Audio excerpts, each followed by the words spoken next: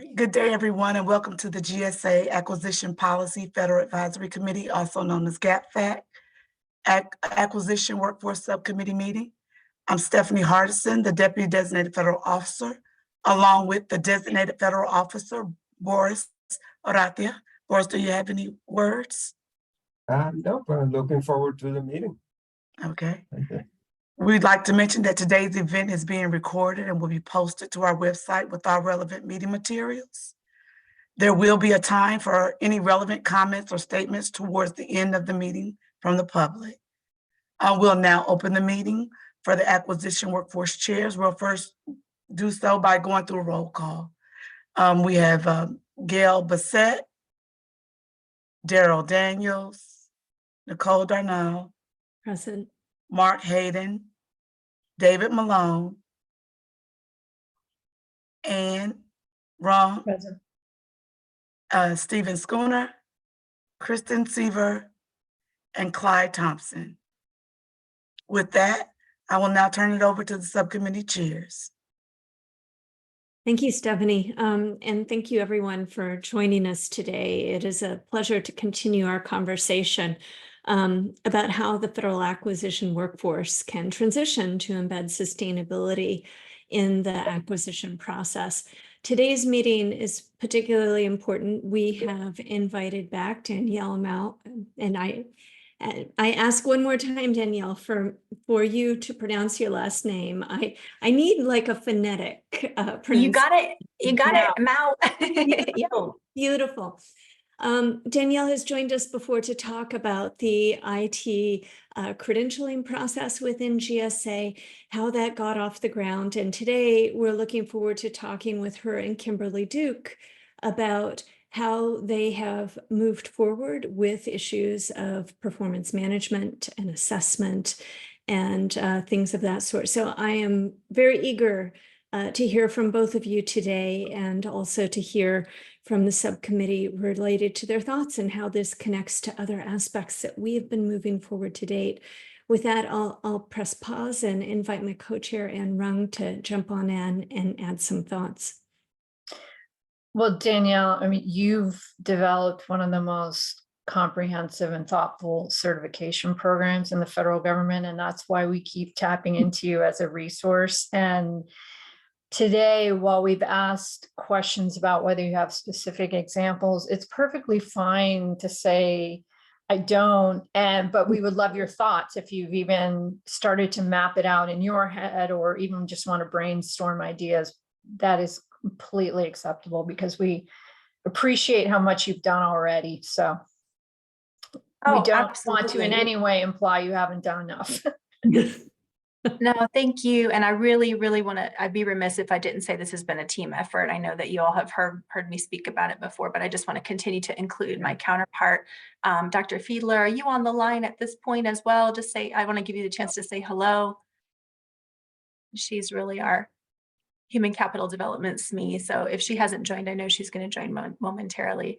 I'm here. Hi. Okay. Good afternoon, everyone. It's been I think that's one of the best parts about this work. I think Kathy would agree with me that we've solved a lot of the problems for the federal workforce actually by partnering with industry and having that cross-functional team, and then involving many, many different partnerships and stakeholders from inside GSA, but also at all levels, but also outside of GSA. And so it's just a model for really kind of how you can build a culture shift, a little ecosystem, if you will, to tackle these problems. But it takes a lot of maintenance and collaboration. So thank you for having us again. And we prepared kind of rough answers and talking points for each of your questions, actually, just real quickly. So I can start in order, or wherever you would like to have us start. Before we get started, I just a point of clarification. I think I misstepped in the introduction in introducing Kimberly. I believe Kimberly, is she part of your team, or is she a member of our public who's joined us today? You mean Dr. Fiedler? No, Kimberly. This is Kimberly Duke. I'm from DOT. Cindy invited me to just listen in today. Well, thank you for joining us. So yes, it was my misstep. Kathy, thank you so much for joining Danielle today. And we really look forward to engaging you both. And you know, I'm happy to start off and just know that this is designed to be a conversation. We have questions, but they're just designed to seed a conversation as we think through the thorniness, because it's thorny when you think about pivoting a workforce in a particular way.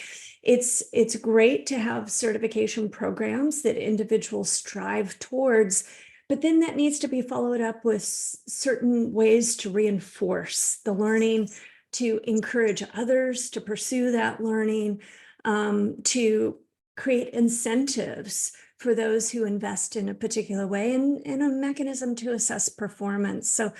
So that's a high level view of where we're hoping to go with this. So can you start off by just talking with us a little bit about how managers are assessing and measuring the performance of your IT acquisition credentialed employees who are out there?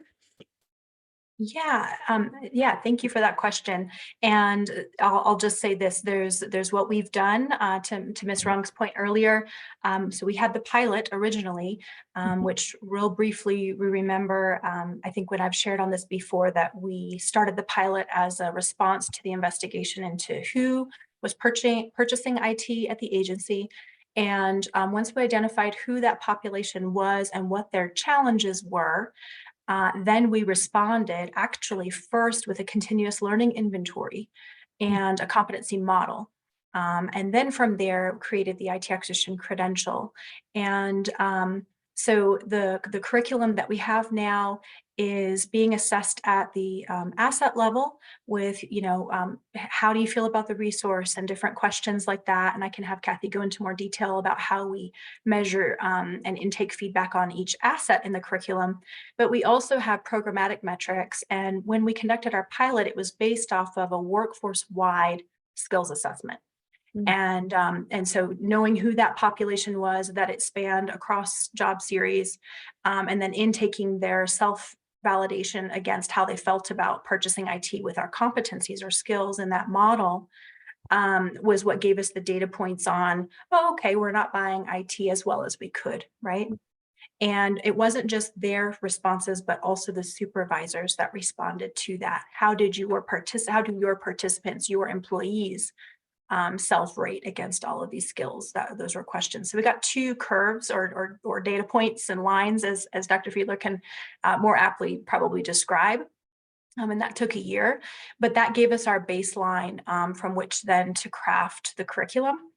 And so that's what we've done in the past with supervisor or management level feedback. At this point, now we've scaled the program and it's no longer a pilot. We continue to issue assessments after each asset, for example, and get participant feedback. But our programmatic metrics are now shifting as we've scaled and automated. So I just want to maybe leave it there for Dr. Fiedler to maybe round out. I know that one of the plans we have in the future, Dr. Fiedler, is to assess the workforce again, right? And do that every couple of years and get that feedback from supervisors again, so that we have a situation where we could look at how people are doing who haven't had the program, who are involved in IT purchasing, who need those skills, versus those who are credentialed. So Dr. Fiedler, if I've missed anything, I would rather you speak to that. It's your area of expertise. You did a great job, Danielle, actually, but I will just build, if you will, on a little bit about why we developed a competency model, because of course it's important to understand first the knowledge, skills, and abilities that are required. And GSA understood at a certain level that it takes a different set of knowledge, skills, and abilities to purchase IT than it does to purchase other things like office supplies or pencils or furniture or anything like that. And then also just to add a little bit onto the idea of the reassessing the workforce.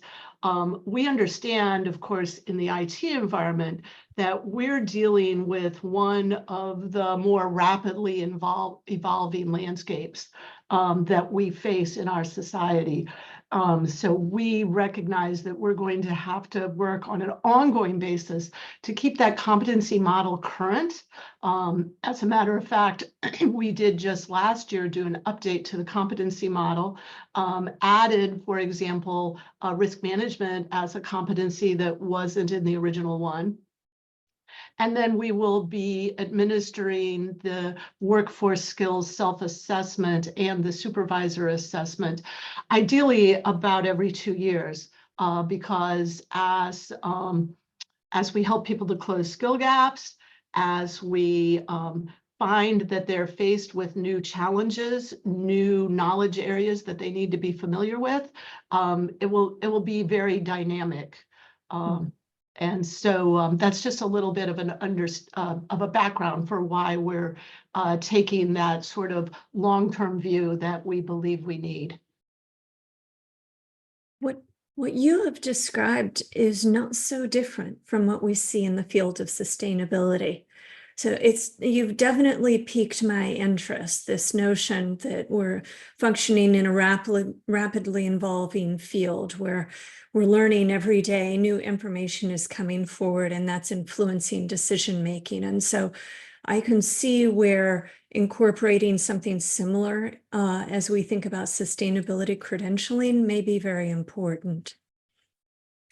And Nicole and Dr. Fiedler, I'll just add that another mechanism in the future, which we've already started to plant seeds to involve supervisory feedback and that middle management level in the procurement organizations, is with the IDP or individual development plan at GSA. That's on the OHRM or HR side of the house. And essentially, they have their own version of OLU CSOD that they've purchased on that side of the house that has a really great set of functionality. And it's different from where credentials are housed on the workforce side of the house, on the acquisition workforce side of the house. And so I'm not sure how many agencies are set up in that way. And that's a B. Dukes question probably. But it's helpful to know that we have the capability where our competency model has been loaded into that system on the HR side. And all it needs is an update to the new model now. And then every 2 years, to Kathy's point, we can go out with an IDP that is tailored to really that lifelong journey map of a professional in IT, or anybody who's in a credential. Any credential could be set up this way. And that involves a discussion as a career professional with the supervisor to complete the IDP in the system. It's a requirement as part of HR. And so now you have a credential on the training side of the house, but you also have this professional development storyline on the IDP side where they could say, well, I need more training in this. And that requires the discussion with the supervisor. That's the tether. Danielle, for the competency feedback from managers and then self-reporting from the actual employees, when was the last time that was issued? Was that you baselined it, and then has there been a follow-up? Yeah, so we baselined in 2019, correct, Kathy? And then we just updated the model this fiscal year because there was a period there where we had little to no resources. And so we've just updated this year, and we'll assess again in FY25. So it's definitely due. Yeah. Is the baseline vastly different from the revised? Like, will you be able to compare and contrast? Kathy, I think the answer is yes to that, right? The answer is yes. So certainly we have new competencies. We also consolidated some of our competencies. One of the things that I would recommend is that when one begins to build a competency model, it's very easy to begin to think too broadly, if you will, too expansively. And Danielle is tired of hearing me say this. No. I constantly say, when you focus on everything, you focus on nothing. So I highly recommend that you keep the number of competencies in your model at ideally 12 or fewer, so that you're not spreading these professional development efforts too widely. So yes, you've hit, Anne, on an important part, because I'm sure you understand that this sort of longitudinal perspective is very important. And then we have to balance that against the need to keep our competency model current. So it's one of those painful realities that you do have to make adjustments. And then you work as best you can to carefully map those changes and keep the fact that it's a dynamic model in mind as you're conducting your analysis. That makes sense. Yeah. And the next assessment will be in 2025. Yes. Yeah, we'll go out and we'll ask them against the new consolidated model. We went down, Kathy, from 25 competencies originally. There were 3 groups: professional skills, everything from pre to post award, which we called the life cycle skills. And then there was the foundational technical skills, which are things like business acumen that feed into making the life cycle smoother on a buy. So those 3 groups we still have, but we have fewer competencies within. And we're really excited about that, because I think it's going to help also, Kathy, with shelf life. You don't want to use, we never did use buzzwords in our model, but certainly you want to stay away from that as well, because there's always going to be a new AI theme or this, or, or that, a cloud, agile. And you want your model to speak more towards, for example, the risk assessment aspect of purchasing IT, which then embodies all of those buzzwords, and make sure that the curriculum can stay around, which is a requirement when you're building a credential, that assets have shelf life, because it's an investment to put them in the system. And once they're there, it is an expense to maintain, update, or take them down.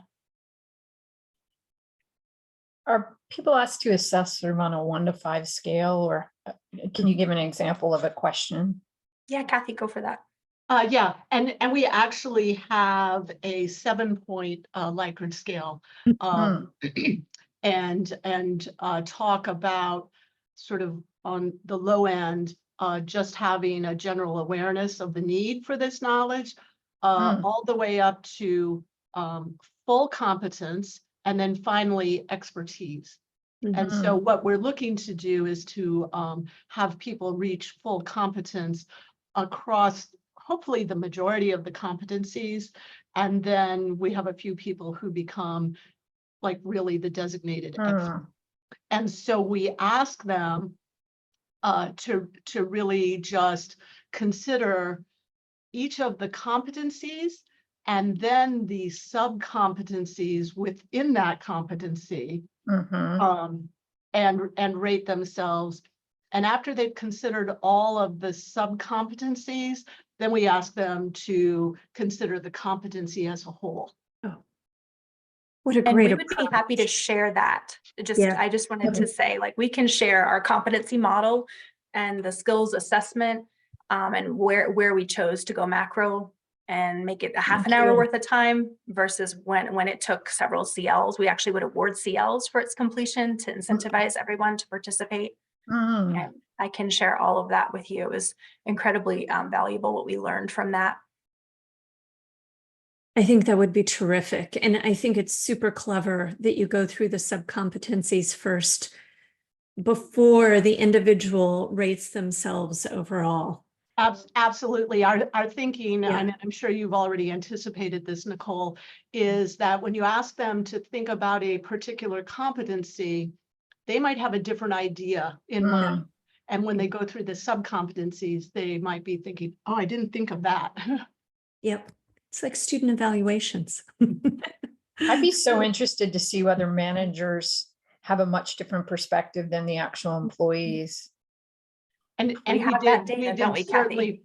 certainly we did find those types of differences. Absolutely.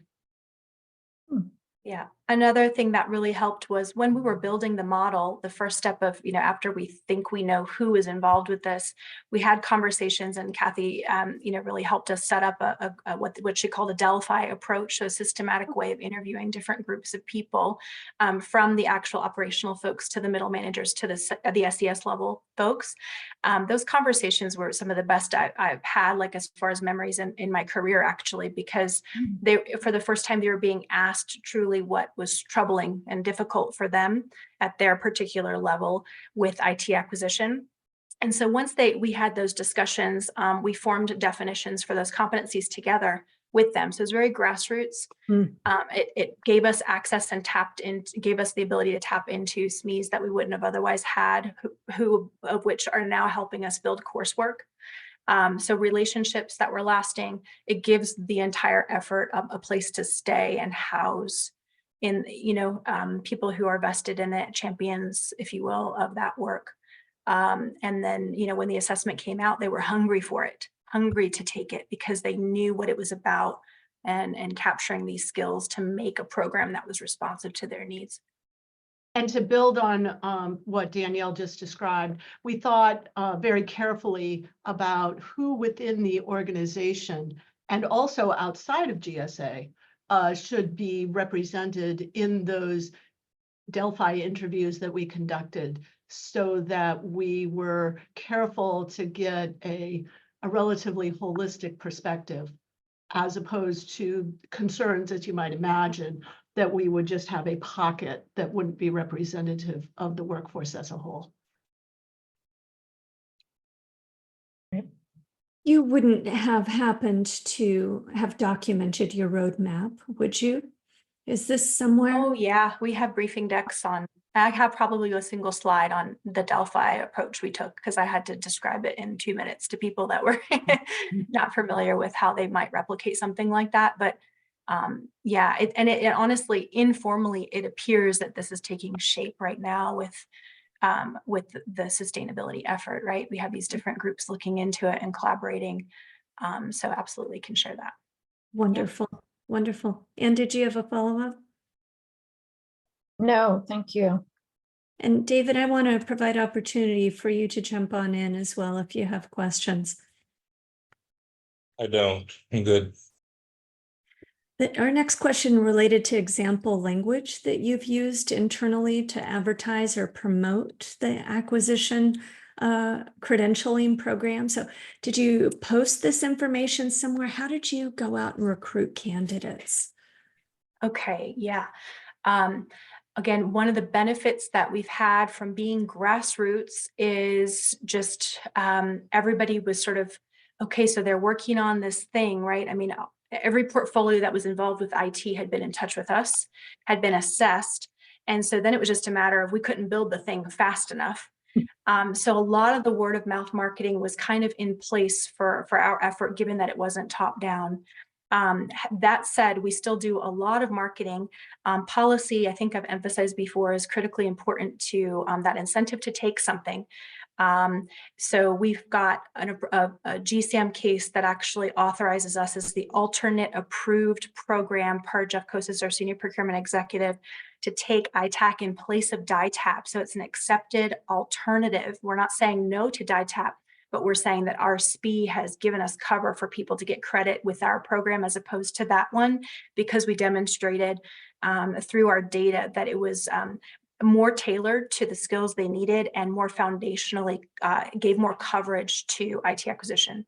So, I mean, you could see something, I'm just drawing a parallel. I don't want to prescribe what sustainability ought to be before we know what the challenges and people are, but a foundational program in sustainability, for example, just doesn't exist. So there's a need, right? And that in and of itself is a huge draw in marketing, even if you don't have the policy coverage like we did. But we started out only with coverage for digital services focused buyers, so a niche group within the IT purchasing community to take our program, and from there it grew. So we have GSAM language. I can share that with you just to show you how it helps. We've also got language now saying that warrant holders are required to have 2 credentials now at GSA. And so as it happens, we're one of, another one that's available. So that helps us tremendously as well. And we're kind of in the position of going towards an eventual requirement the program will be a requirement for warrant holders in IT acquisition. But yeah, we have a portal page on Insight, GSA's website for internal employees. And we do comms to advertise to employees about the curriculum, like the new things we're building. That helps tremendously. And then of course, we've got the whole developmental assignment piece, which as we stand those up in different organizations for experiences speak for themselves, word gets around that we're solving problems in procurement shops and people are getting credit and mentorship continuous learning hours along the way.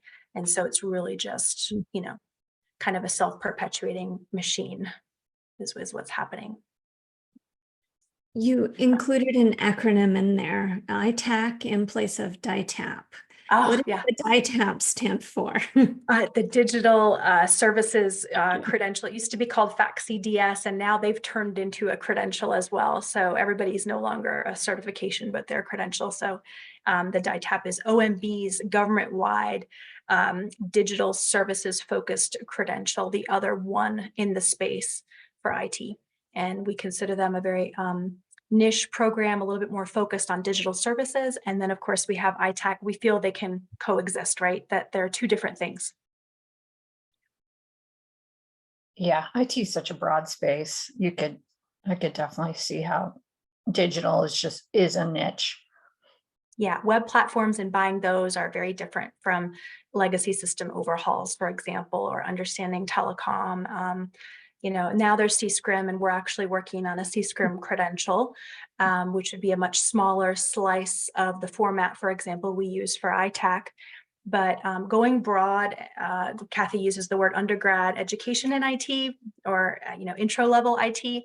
Has really positioned us now to focus on how we might deepen people's understanding to further specialize in IT. And so we're prepared now with those competencies to kind of deep dive different topics, as they become important areas of focus. Danielle, your ITAP cohort, they're all internal 1102s. You didn't recruit from outside directly into. So it's a GSA IT program. acquisition credential right now, and started off only being able to focus on digital services buyers first because of resources limitations, with the goal always of wanting to reach the 400 or 500 that we knew were primarily involved in IT purchasing. And now we're finally at that point. Now we have scaled to meet the demand of all IT buyers. And that's 1102s, 1101s, CSs, COs, but also now open to cores. So anybody with a FAC professional or a core cert can now take our program. We did that to stay in parity with the policy that DITAP has. They have opened their program up to digital services folks and cores as well. Is it built into any position descriptions? Or it's just it's a certification on top of You're what someone going is already to doing? Excellent question. And Kathy, if you want to help with this one as well, I wish B was also on the line. This is a question going into the future, a future state. So we're not yet to the point where our work has been fully leveraged. Our data informed us that there were skill gaps, they needed to be closed. And, two methods we have right now are a continuous learning tool inventory, as well as an entire curriculum through the ITAC. But we also have other human capital development solutions up our sleeves that we'd love to implement, including making that IDP and getting it into the OHRM side of things for retention. Also, writing better job announcements from the competencies. We know we can craft announcements that speak more legitimately to the work that's germane to these professionals using that language. We haven't done that yet. These are things to come.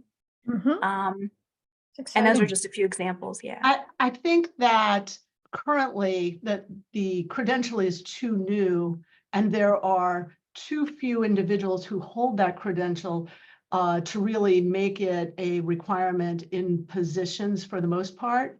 But I do anticipate that eventually it will become more of a discriminator, more of a prestige, if you will. I think now that individuals who complete the credential, they have a certain intrinsic motivation. You know, they're excited to be able to learn, they're excited to continue in their professional development, and develop new skill sets. And then eventually you know, it's our belief that folks will say, I really need someone with this credential to manage this. You know, I can see in the acquisition space, for example, certain dollar amounts of acquisitions have certain criteria where someone would say, oh, for this level of warrant or to manage. So this that's actually particular coming, yeah. And Kathy, I don't mean to interrupt you, but No, I forgot please. to mention that yes, the GSAM cases is forthcoming. It's in draft right now, which will require the program for warrant holders at various levels involved with the purchase of IT. So kind of linking us to the FATARA effort, projects that are on the FATARA list for tracking.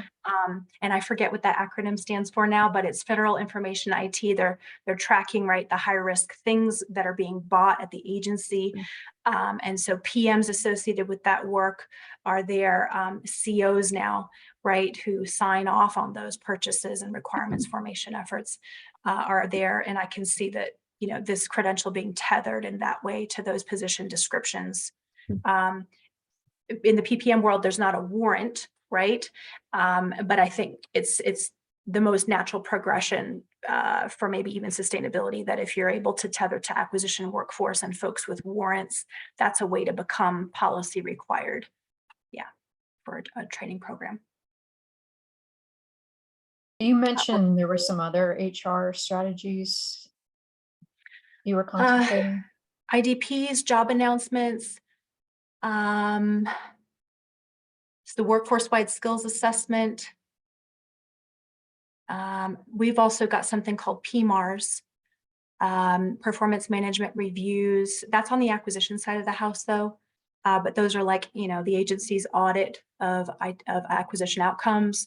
And when they have a finding, because you get, you know, you're on the list as an organization, and if they pick you for audit that year and there are findings, then there's remediation that has to occur. And our goal is to be in the place of partnering with PMAR to become part of that remediation effort, but even better, to prevent those findings from happening by being a requirement in the first place and helping on the front end, not just the back end. Is there any thought given to building it into individuals' performance plans? Oh, Kathy, I'll let you answer this question. It's a great idea. I know it's pretty new, but Yeah, we actually had developed a tool that individuals who might eventually want to incorporate it in an IDP could take advantage of that. And I would love it if potential participants would drive their participation. And I can imagine that we could develop a roadmap, if you will, and that members of the workforce would begin to see that completion of this credential and all of the opportunities that are a part of the credential could become, again, a real differentiator for them, a way to distinguish themselves in their career and ask, if you will, to participate. This is sorry, within the sustainability, within the sustainability space, one of the things that we're hearing is that oftentimes sustainability is lumped into this category of other duties as assigned. And when you do that, you lose the opportunity for differentiation, right? And you lose the opportunity for assessment, and the incentives are diminished. Was this part of a conversation that you all had internally as well? And how did you wrestle with that? What was that conversation? Yeah, and Kathy, feel free to jump in as well. But I think the big thing with IT was everybody knew at that time, particularly Jeff Kosis more so than many others, that it was a big challenge that our IT acquisition outcomes were not where they needed to be. And yes, that it was almost like an other duties as assigned. It's something that touches everything. Some people specialize in it, not other people don't. And now what we've come to see, obviously, since the years that this has gone on, is to use some of our SME words, that anything with a chip or an internet connection is basically IT related, which means everybody needs to understand it. And that's been critical to our messaging. I absolutely see a parallel with sustainability in that it touches everything. It doesn't need to be in other duties as assigned, but rather something that's thought of holistically as integrated and woven into what's being done in procurement, almost like small business or competition types of considerations, right? And it touches pre-award, award, and post-award. So yeah, I think that's absolutely what we've been through in our space. And even within sustainability, you'll probably find along this journey that there's lots of opportunities to specialize and go even deeper into the green space. You were about to lead us down a different path, Danielle, and I jumped in with my other duties as assigned question. I'll let you. No. Back up. I only wanted to clarify for Ms. Rung that Kathy spoke to the IDP part of that answer. I think what you were referring to was internal, performance metrics and performance reviews. And I'll just say that from my experience, I've never seen that woven in into the language that is set for me or others when metrics are set for the year and at mid-years when they're reviewed again. But what an interesting idea. And certainly we know that impacts and affects change and change behavior when it's measured in that way. And one can certainly imagine that supervisors who recognize the value of the credential could add, completion of this credential as one of the metrics for, any number of. Absolutely. Yeah, you could have a combination of activity and input and output metrics. Yeah. Yeah, and specifically my brain goes to the developmental assignment because there's so much flexibility in whether somebody participates in a facilitated experience or creates a custom project to further a skill. We know that part of the curriculum has been the most meaty in terms of impacting changed behavior, influencing the culture in organizations, and closing skill gaps. So that one could be something that they could write in and say, well, let's see the completion of your capstone in this particular area, for example. So that would be so cool.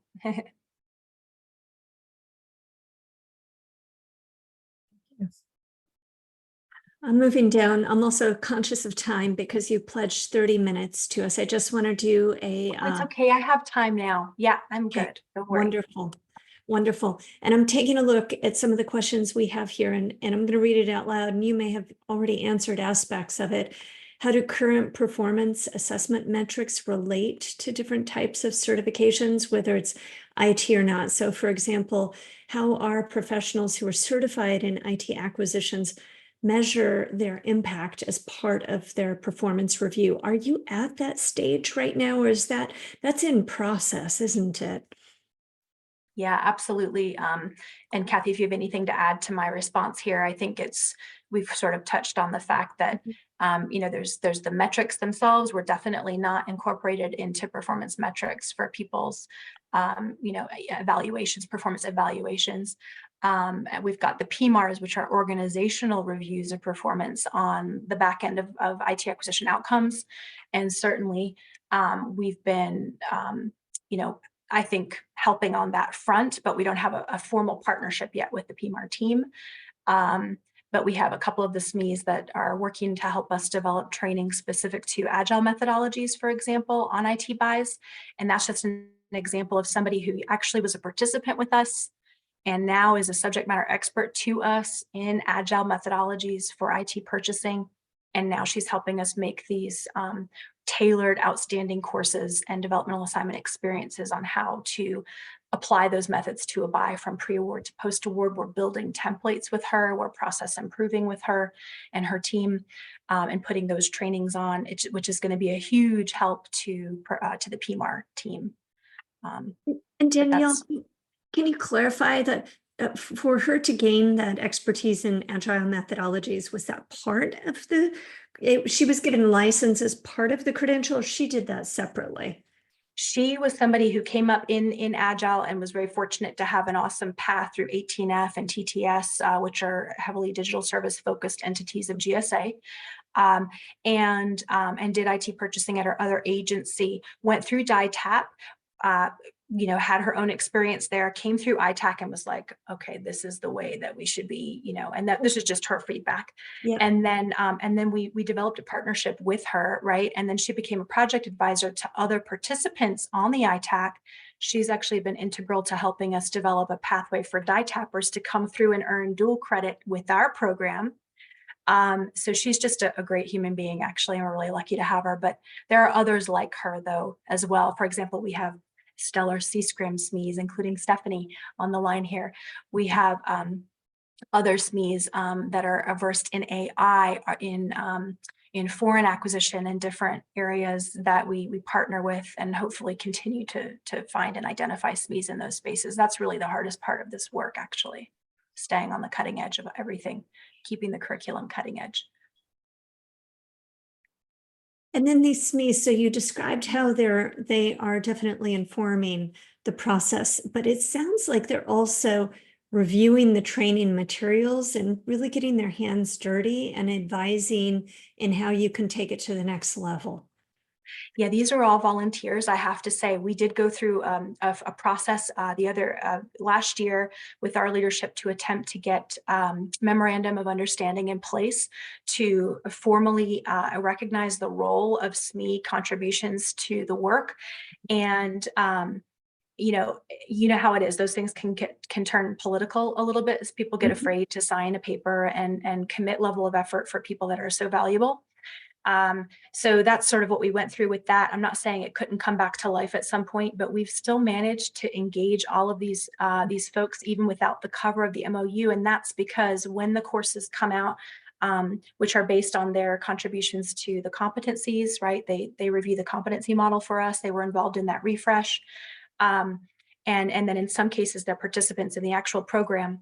A lot of that word of mouth spreads, and they talk about, and then the end course that is then produced speaks for itself. And people who go through that course say that's the kind of training we have been needing. And that feedback is what keeps all of this going and all those contributions going, even when they're volunteering their time. It's a value add.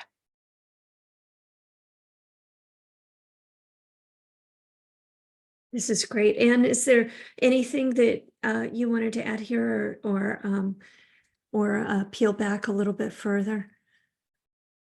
I think I'm good. The only thing I might love to see is just if you have examples of language you've used to recruit or excite people about the program. Well, I'm just curious, as we think through a possible sustainability certification, how one sort of promotes it and speaks to it. Oh my gosh. I think speaking in terms of those challenges, we know, I'm just going to use our words for IT, IT is rapidly evolving. It is high risk. It is high spend, billions of dollars going into these purchases, right? And you, our buyers, are at the nexus of that risk. You're the one who has to sign that paper. We have resources to help you do that.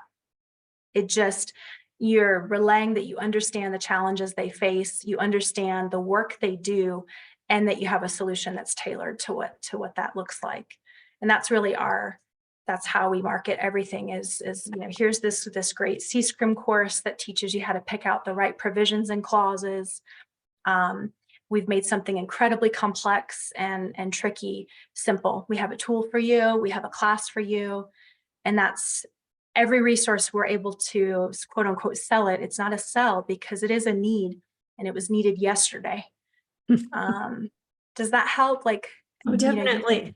Input green verbiage. But I mean, you're personalizing it, which I think is really useful. And the complexity that exists within IT is exactly the complexity that exists when it comes to sustainability. And the field is changing So I can absolutely imagine how I think this language translating, apply. perhaps translating risk as well, and Kathy may have some ideas around this, but it's kind of almost easy in IT to point to the botched website, point to the places where this is what it costs the American taxpayer when this doesn't go well. When these purchases turn on their heads, we've got to do better. When there's a hack because of a cybersecurity issue, we all pay the price.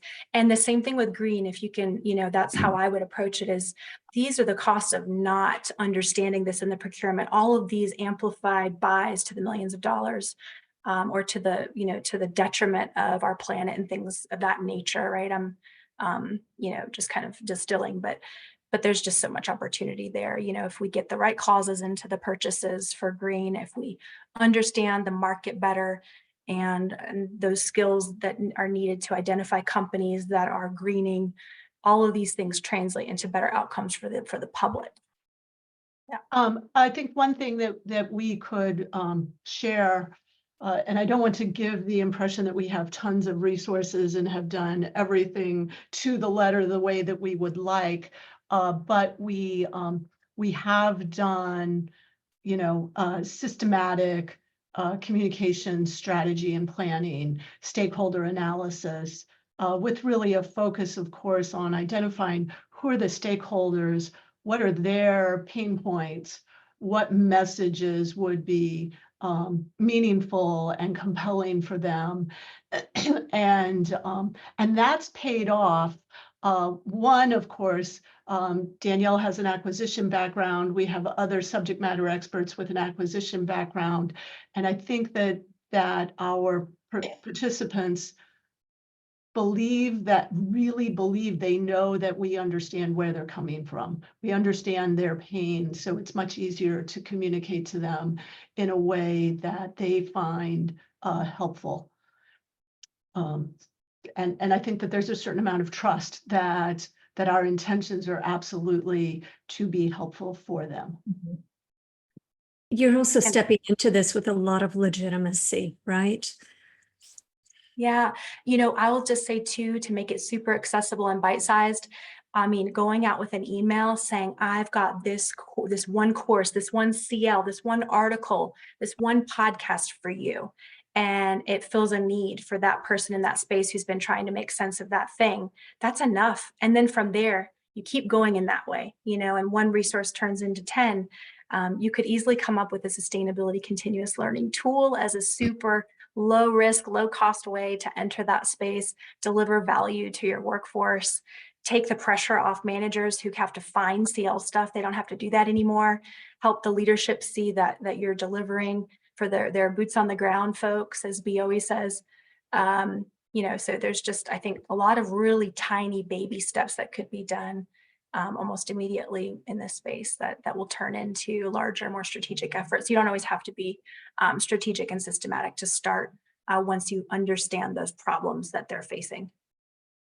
And to build on what Danielle said, one of the areas where we got what I'll refer to as a lot of credit was the sort of very innovative and clever way that we got the CLs to the workforce. We actually developed the concept basically the second week of March during the year of the pandemic. And so we said, I think to Jeff Kosis, one of my favorite quotes, that times of great challenges lead to great innovations. And believe it or not, we used Google Sheets was our tool.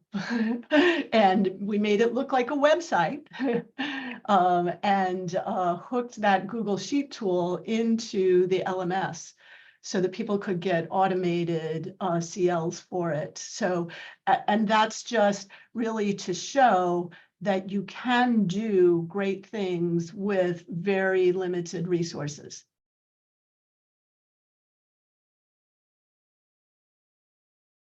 I agree 100%.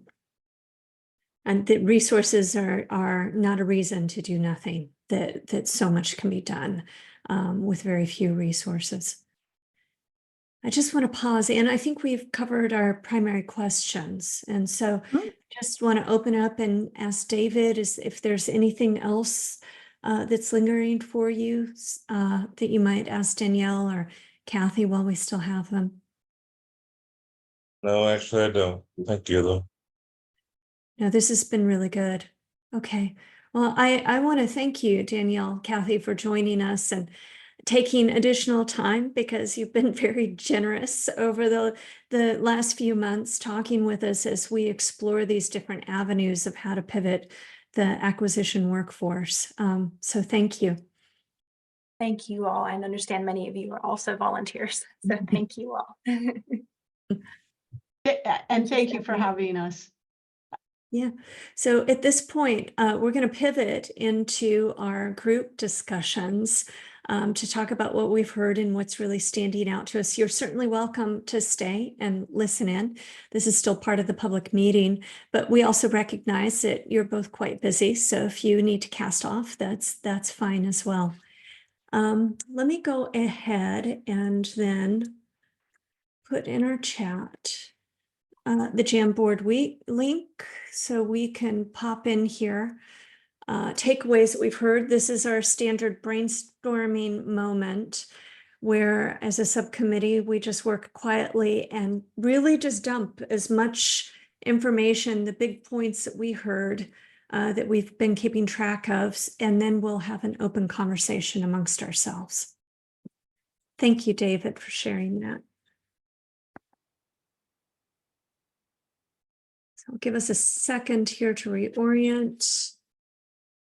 Jump in. I see you coming in. There was a lot of territory that we covered, and it builds on the prior sessions that we've had, but I would say this one is much more directly, it's been much more directly related to this process of how you get people on board and what does that look like?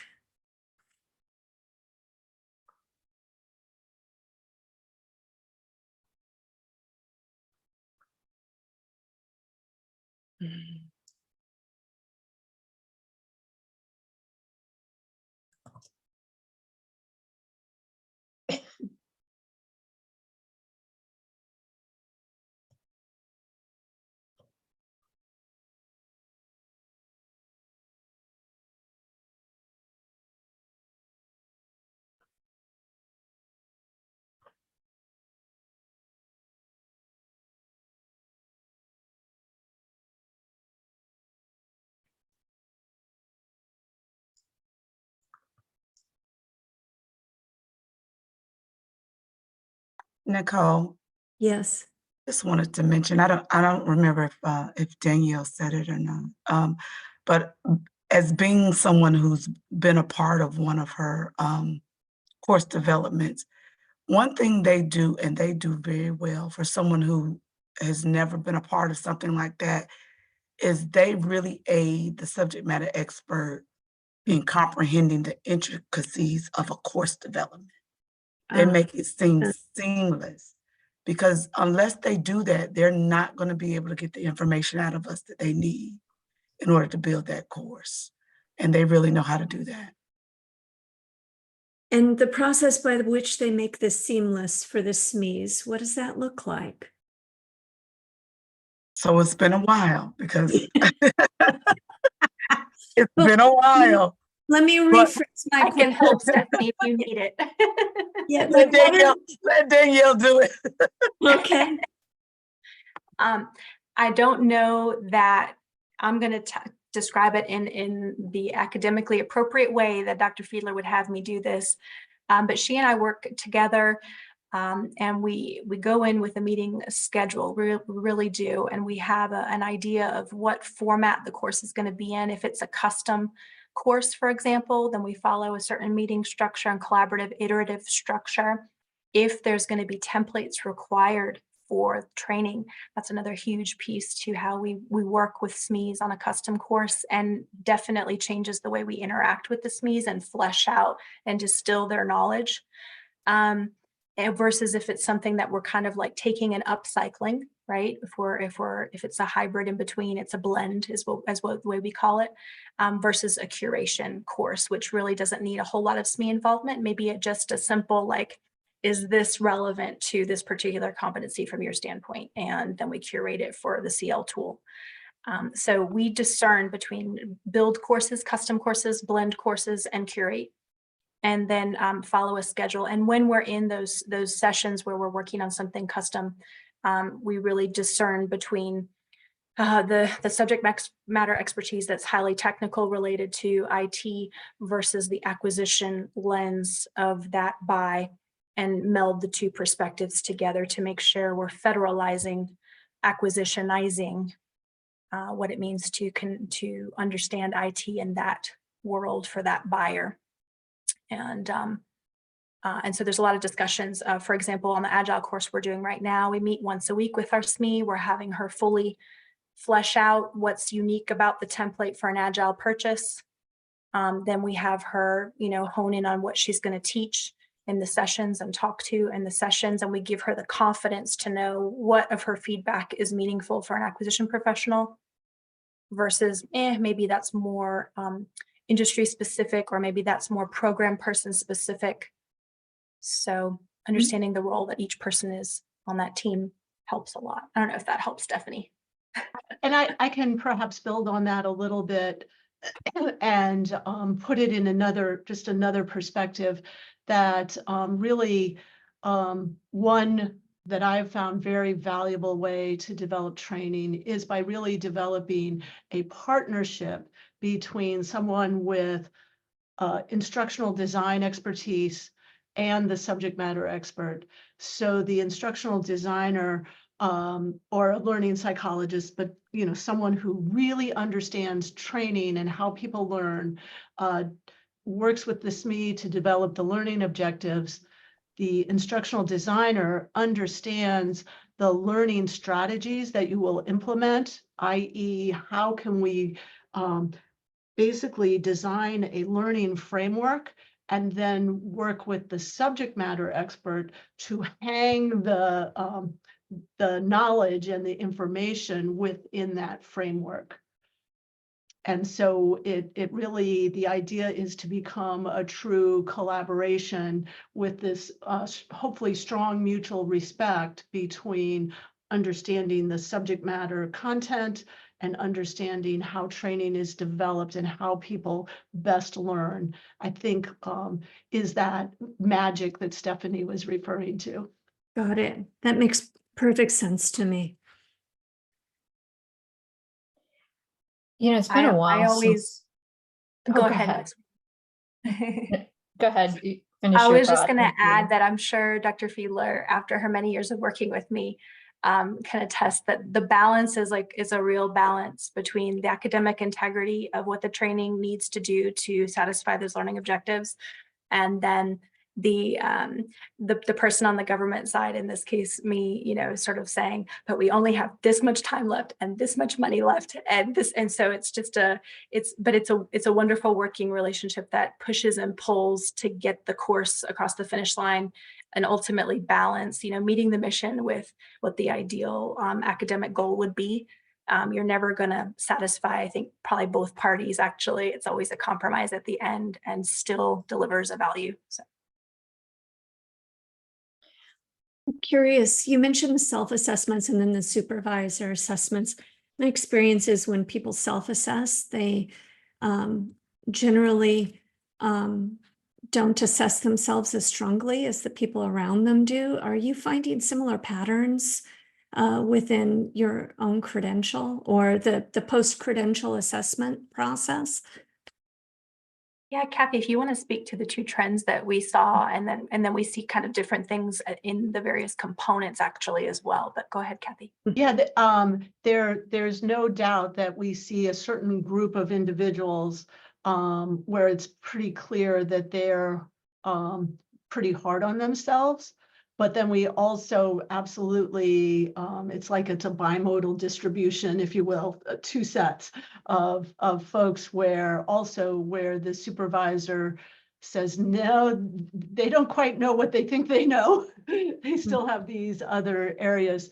But I think one of the most important, well, one of the very important and gratifying things that we learned from it is that we had folks who worked with us closely as subject matter experts, and then also were supervisors who had their supervisees complete it, to come back to us and say, what was the most valuable thing that came out of this assessment was sitting down with our two assessments and sharing these two perspectives and coming to a meeting of the minds. Hmm. I like that. I like that a lot.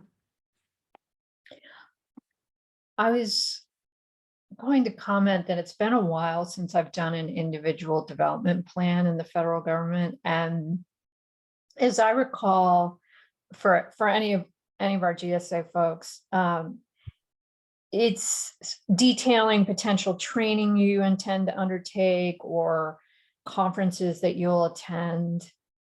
Do I have that right? Okay. Yeah, that's right. And Yeah. yeah, and you have like short-term, midterm, and long-term objectives. You kind of lay down your objectives as well. Got it.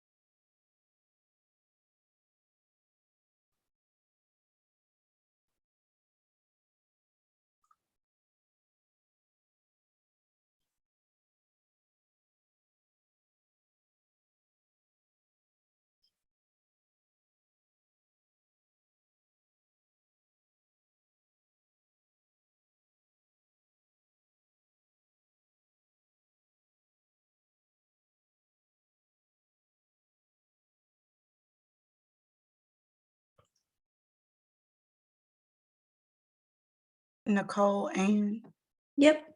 yeah, there was a question from a member of the public when we get to that that section, that if we could, before Danielle or Dr. Fiedler sign off, if we could address that question, it'd probably be helpful. Stephanie, why don't you go ahead and read the question now?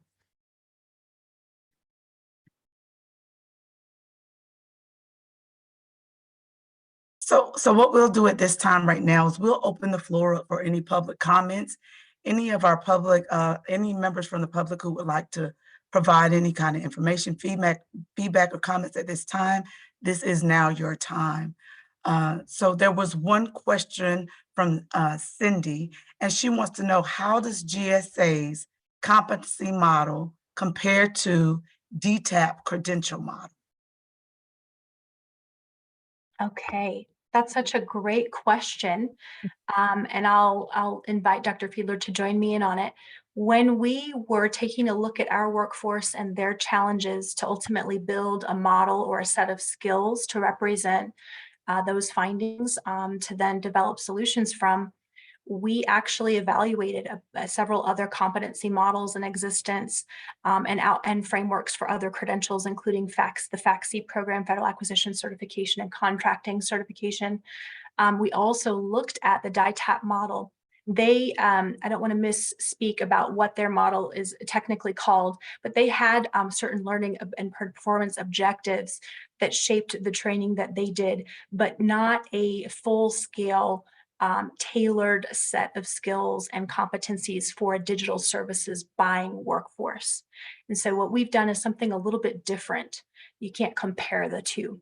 We've built a tailored set of skills and competencies for an IT acquisition buying workforce broadly, product, services, systems, all areas, whether you're talking about buying something in the cloud or just doing a traditional buy off of schedules. We're talking general IT acquisition purchasing, not specific to digital services, and with a comprehensive holistic model for that workforce. Does that help? So it gives us something altogether different to measure its efficacy. As far as I'm aware, the DITAP does not have that same setup for metrics and measurement. Thank you. Okay, Nicole, with that, I don't think we have any other comments from the public. We can now turn it back over to our session. Great, thank you.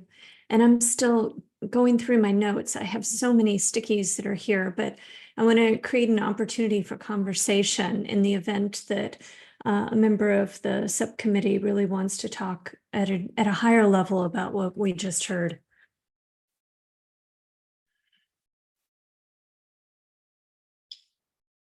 I think my overall comment is just that there's so much to leverage from the great work of this IT certification program. And we should absolutely try to duplicate this for sustainability, understanding it is a massive effort and they have limited resources. But it seems like there's a fantastic opportunity to work towards building it into performance plans as well. I agree. And I think the roadmap has been established. And by all accounts, it's doing quite well. And because of the way it's been fashioned, it's adaptable and it has been adapting and they're learning as they go. So it's not this rigid system that requires a full-blown overhaul at periodic moments. They're thinking much more nimbly about this. And I believe, given the setting that is sustainability, that we should be looking towards that sort of approach. I'm going to be eager to receive some of the materials that Danielle said she's going to send us, because my hope is some of that formalized language can help us then imagine or borrow and fill the blanks on how that might work within this particular space.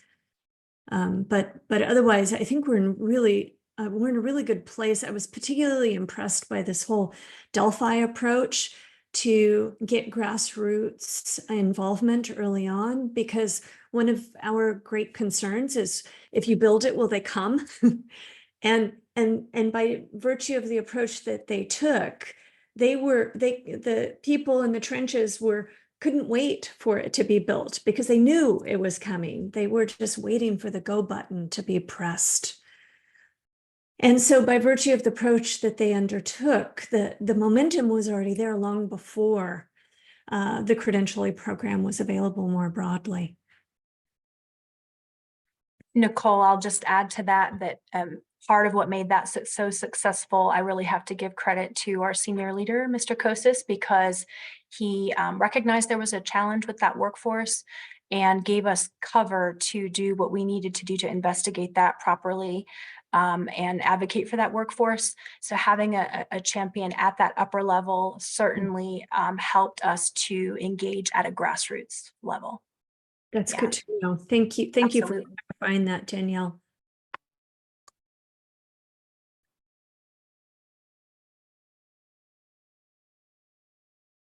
And Nicole, we also have Troy on the line. She's on the phone. I don't know if Troy had any comments.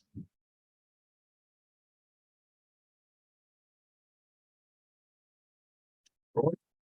I see. Oh, there you are. sorry, took a while to unmute. Yeah, no, thanks, and I apologize. I was a half hour or so late joining the discussion, but just am very encouraged by what I was hearing, and agree that there's a good model out there for us to look to.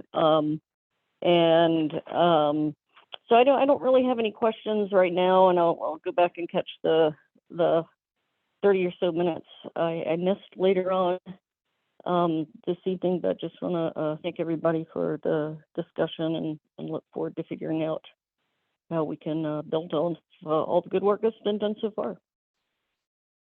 Thanks, Troy. Thank you.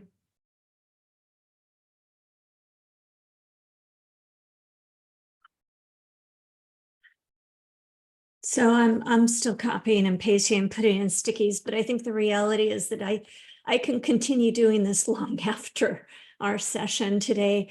I'd like to slide on over, and I invite anyone who has additional thoughts on the subcommittee to please add to this board.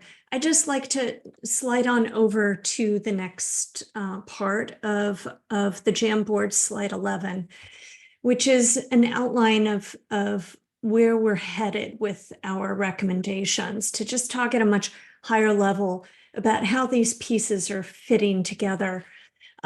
So there are three primary areas where we've been focusing our time. One relates to job descriptions, the other relates to position announcements, and the third is this sustainability credential and training.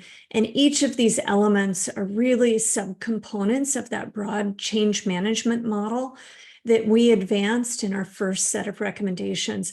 What we're doing now is adding more specificity and texture to help think through these three really important aspects. And so I'm envisioning, as we develop these recommendations, that they will get anchored into the work that we already did in our first set of recommendations related to shifting those routines, practices, and talent. And then the second item that is moving forward is joint with the Policy and Practices Subcommittee. They're exploring how vendor scorecards can be utilized as policy in thinking through which vendors are needed or are desirable as it relates to reducing climate risk, and what those expectations would look like.